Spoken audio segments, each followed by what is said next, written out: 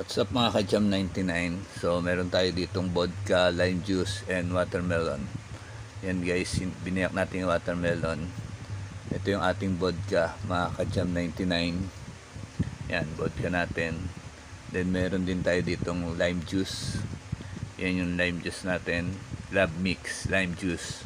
Ito yung kalahati ng watermelon mga ka-Jam 99. Yung kalahati, na-taste na natin. So ayan, yan yung kalahati ng watermelon mga ka-Jam 99.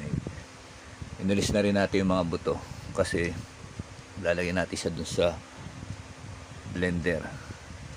So gigilingin natin yung watermelon na yan.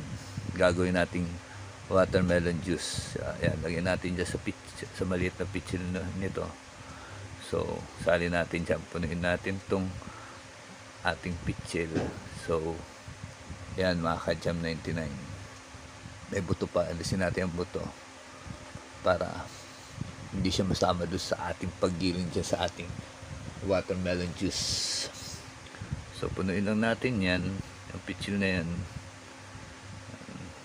Pag napuno yan, sasalin natin yan doon sa ating tower na may ice. So naka-ready na yung aking tower na may yelo. So gigilingin lang natin tong ating watermelon para maging watermelon juice.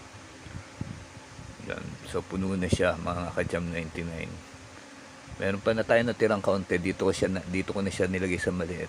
So tara, gilingin na natin yan mga ka-Jam 99. Yan mga ka-Jam 99. Ito yung ating tower na may ice. Tapos yan na yung ating watermelon juice. Salin natin siya yung natirang kaunti. Then, ready na. So, dahil ready na yung ating watermelon juice, salin na natin yung ating lime juice. Mga kalahati siguro na itong bote.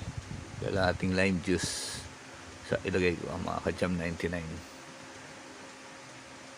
Yan. Salin lang natin yan dyan. Then sumunod yung ating vodka. Ayan yung ating vodka mga ka-Jam 99. Salin natin dyan. Mga 3/4 siguro nito. Tapos yung natitirang 1/4, salin na lang natin maya maya kung matamis o matapang. Pag medyo matapang, papatapangin pa natin ng konti. Pero tingin ka matamis to. So yan mga ka-Jam 99 yung ating vodka with watermelon juice.